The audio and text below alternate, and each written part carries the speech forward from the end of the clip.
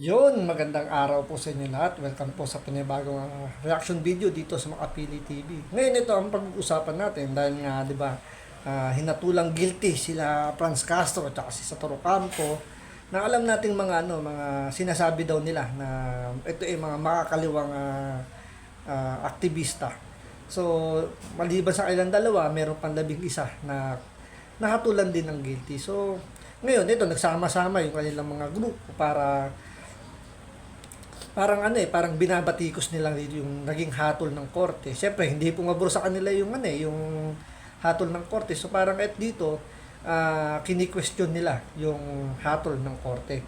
So siyempre, dahil nga hindi pabor, iba yung impression nila doon sa naging hatol.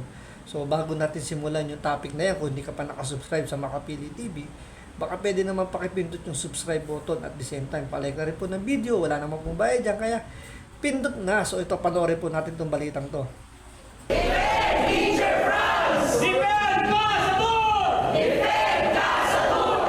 Nagtipon-tipon ng ilang sectoral groups sa Quezon City upang ipakita ang suporta kina House Deputy Minority Leader, ACT Teachers Party List Representative Franz Castro at former Bayan Muna Party List Representative Satoru Campo. Isang araw ito matapos ang conviction ng Regional Trial Court Branch 2 sa Tagum City, Davao del Norte laban sa 21 iba pa kaugnay ng kasong paglabag sa Republic Act No. 7610 o Special Protection Against Child Abuse, Exploitation and Discrimination. May kaugnayan ito sa insidente noong November 2018 kung saan kasama sina Ocampo at Castro sa pag-transport ng 14 na menor de edad na mga kabataang lumad mula Dulyan Campus patungong Tagum City.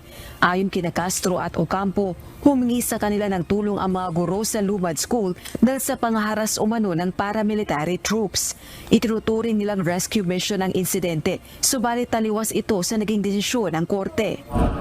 Kasi doon pa lang yung sinasabi nilang rescue mission na yan, unang-una mambabata sila. Pangalawa, teacher. Sabi nga teacher nga, diba? Bakit hindi nila alam na may batas na kailangan nilang kumuha ng parental consent or parental consent or sabihin natin ano ba yung tawag dun, yung guardian ba yung ganon. So kailangan may written parental consent na nagpapatunay na pumapayag yung magulang na i-rescue yung kanilang mga anak. Tandaan yung mga minor po yung sinasabi ng ni-rescue nila na ginugulo raw ng mga alamara para military. So, ditong mga alamara alamara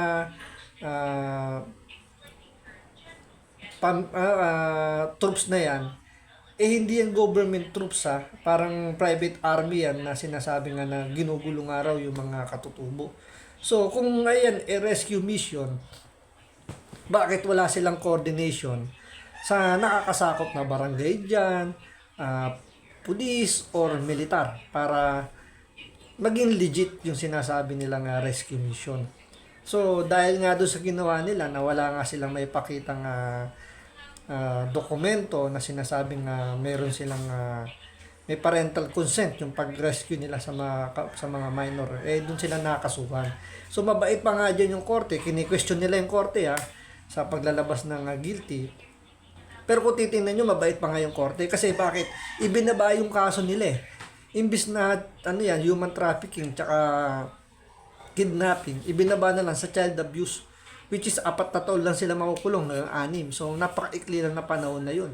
At mababa lang yung fine nila. So, mababa na or pinababa na nga ng korte yung kanilang kaso. And yet, nagreklamo pa itong mga makakaliwang to na parang feeling nila hindi patas yung naging tingin ng korte. So, 'di ba, parang nakakatawa na sila nasa kongreso, sila mga mambabatas. Ang isa pa diyan, teacher pa. Tapos hindi nila alam na may batas pala na 7610, RA 7610 na nagsasabi doon na pinoprotektahan yung mga kabataan sa mga ganong klaseng kumbaga may special protection pa yung mga minor na hindi nila naibigay, kaya sila nakasuhan. Kasi nga maraming na rin nagsasabi, di ba, na dinadala nga daw itong mga katutubo sa bundok para gawing mga fighter nga daw, di ba, para ilaban sa government troops na siyempre hindi alam ng mga parents. So, even yung mga parents itong mga katutubo na to, nagsasabi nga na wala silang consent nung itinransfer o itinranspo yung mga kabataan na yan, yung mga minor na yan. So, doon, malinaw na pasok yun sa batas talaga. Pero siyempre, itong mga makakaluwan to na igigit pa rin nila na sila ginigipit lang daw ng gobyerno. So, kung ginigipit sila ng gobyerno, panahon to ni Bongbong Marcos. So, ibig sabihin, yung kaalyado ninyo, kinikipit kayo. Malamang sa malamang naman yan, ituturo nila kay Pangulong Duterte. Kasi kung sabihin natin 5 years ago, o malamang nga 5 years ago, panahon to ni Pangulong Duterte. So, iano na naman to, ikakabit na naman nila to sa mga Duterte na mga Duterte daw yung kumbaga nagpapakulong dito kay Franz Castro. Pero kung iisipin mo naman, paano naman masasabing si Duterte pa rin nagpapakulong sa kanila? Wala na sa pwesto si Pangulong Duterte. 'Di ba? Kaya pa bang impluwensya ng dating Pangulo? Wala na siya sa kapangyarihan. Paano niya pa i-impluwensyahan yung mga korte na yan? So, dito makikita niyo talagang lang to, itong mga makakaliwang to, talagang yung script nila, paulit-ulit lang. Ginigipit ng gobyerno, ginigipit ng mga sundalo. Tulad niyan, pinalalabas sila dyan, yung alamara yung nanggugulo. So parang kinukunik pa nga nila sa gobyerno na sinasabi nila na gobyerno, hawak din daw ng gobyerno yung mga alamara na yan. So, pero rescue mission yung gagawin nila. So ibig sabihin, hindi yung gobyerno. Kasi hindi nga sila nakipag-coordinate sa mga militar, sa kapulisan. So, paano naging rescue mission yun? So, sinarili nila yan. At siyempre, andun na yung mga magulang na hindi nga nagbigay ng consent. So, malinaw talagang yun. Mukhang tama yung naging hatol ng korte na talagang guilty sila. Pagdating sa RA 7610 na yan. Questionable naman para sa mga kabayan ang timing ng paglalabas ng conviction laban kay Congresswoman Castro. Ito'y matapos magdeklara ang kongresista na tatakbo sa pagkasenador sa paparating na halalan. Diba? Ang tigas ng mukha para sabihin na tiniming daw yung paglalabas ng hatol. Tandaan nyo po, 5 taon nang lumipas bago sila nababaan ng hatol. So parang gusto pa nilang gawin dito. Bigyan pa sila ng special treatment na na ilabas yung hatol kapag tapos na yung eleksyon. Siyempre, pag nilabas naman yung hatol, tapos na yung election, meron naman silang panibagong script na naman dyan, sasabihin, talagang tinatiming na naman daw. Mukhang ayaw silang paupuin sa pwesto. Dahil sinampaan sila ng, binabaan sila ng guilty verdict. Hindi ba mas maganda yung nangyari na ngayon na ito yung papatunay talaga na pwede sabihin na hindi sila qualified maging senador dahil inaabuso nila yung mga kabataan. So, pasok sila dun sa RA 7610. So, nilabag nila yung mga karapatan ng mga kabataan. So, yun nga lang, hindi pa to final and executory kasi i-appeal pa nila to. So, hindi pa sila pwedeng ikulong kasi nga mag-MR pa sila, motion for reconsideration, andyan pa yung Court of Appeals, andyan pa yung Supreme Court. So, medyo mahabang proseso pa po yan. Baka abutin pa ng ilang taon yan. So, pwede pa tumakbo sa pagiging senador. Yung nga lang, yun yung script nila na tinataon daw na dahil nga nag-declare nga daw na tatakbo tong si Franz Castro at ang ibang, may mga kasama pa yan na tatakbo rin sa pagiging senador. So, pinalalabas nila, tinatiming daw doon para siraan daw siguro sila. Pero di ba parang nakakatawa naman na kayo sisiraan pa, nung panahon pa ni Duterte, sirang-siraan na yung grupo ninyo dahil nga na-expose na kayo yung mga pinagagawa nyo sa mga kabataan, yung pag-recruit ninyo na kahit hanggang ngayon pa naman tinatanggi ninyo na nag-recruit kayo kahit na marami ng mga surrenderies yung nagsasabing na kayo itong mga kabataan to nire-recruit at dinadala sa bundok. Andiyan pa nga, di ba, may mga napapalaban, nakikita na nga ng mga sundalo na iniiwan na nga lang doon, wala nang buhay. Mga dating mga minor, mga estudyante, diba, na ginawa talagang fighter. So yun talaga yung nagpapatunay na talaga nagkakaroon ng recruitment. Pero siyempre dinidinay yan itong mga ng mga makakaliwang to, di umano na hindi daw nila ginagawa yung ganong klaseng bagay. Tingin natin, hindi aksidente na lumabas ang ganitong desisyon, no, matapos kamakailan lamang ang anunsyo ng Makabayan na magpapatakbo ito ng buong doseng slate sa Senado. No, at Sa korte po natin, inaakusahan po kayo na tinatiming daw po ninyo yung inyong paglabas ng desisyon tungkol dito sa kaso nila Franz Castro.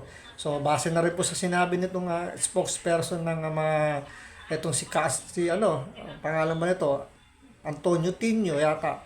So, yun yata pangalan niya. So, yun, pinalalabas po niya na tiniming lang po ninyo yung paglabas ng hatol dahil tatakbo daw to sa pagiging senador, yung Makabayan Black, yung 12 slate nila.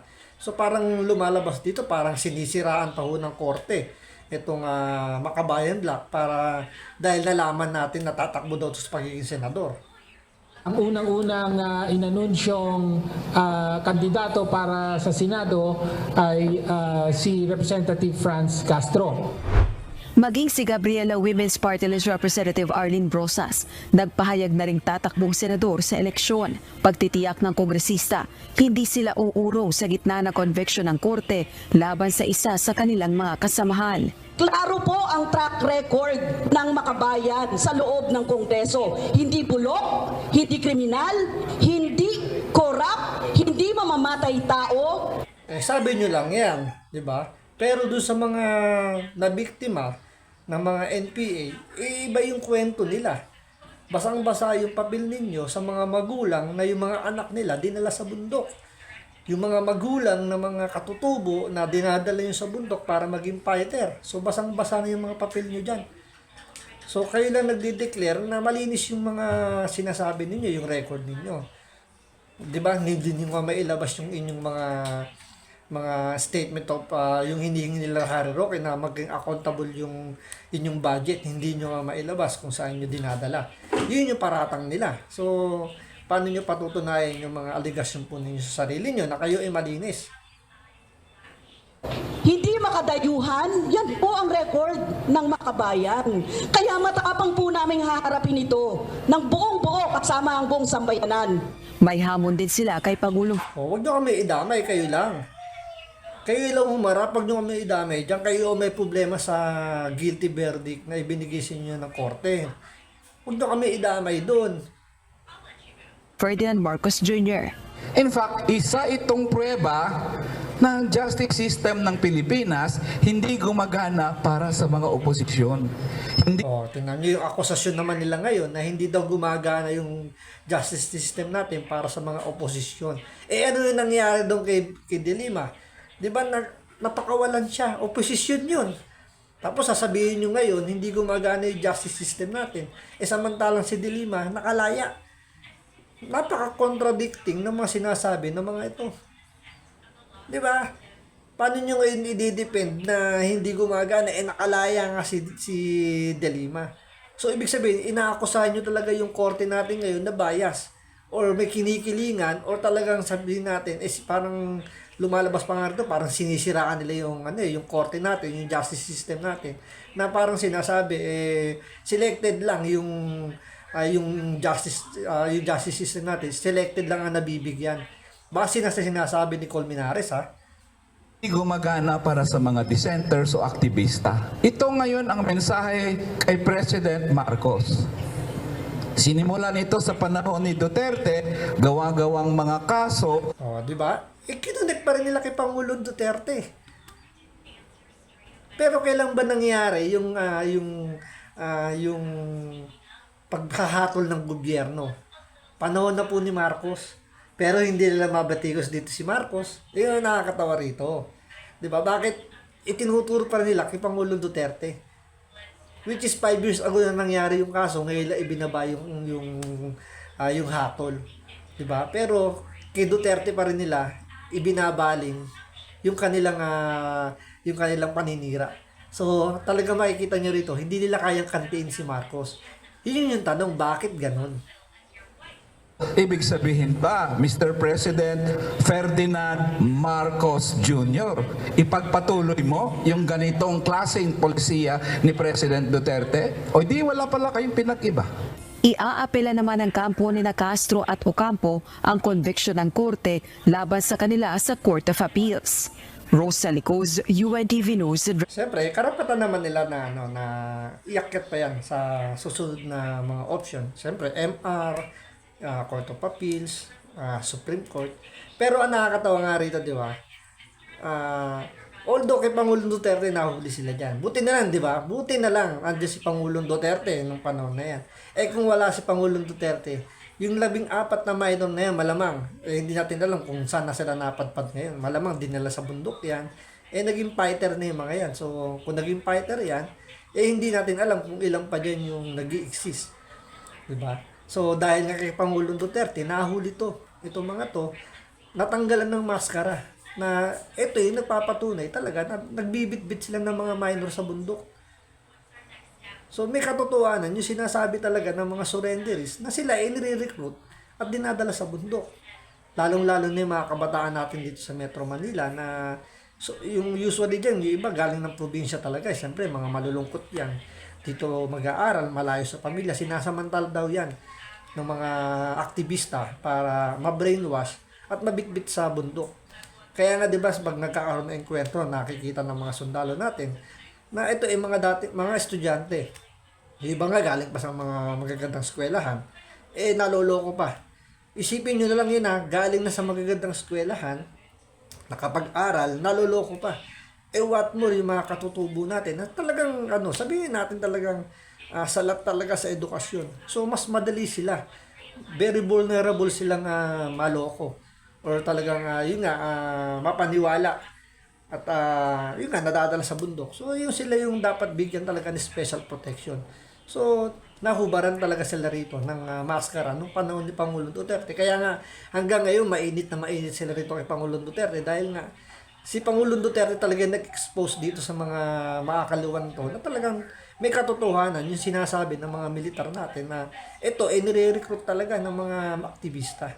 So, abangan natin kung anong mangyayari dito sa ipapile nilang petition na baliktarin yung hatol. Tsaka kung ano yung mangyayari sa kanilang senatorial slate ngayong darating na election. So, maraming salamat sa panonood. Ingat po kayo lagi. God bless. Rescue. Diyos ang aming sandigan.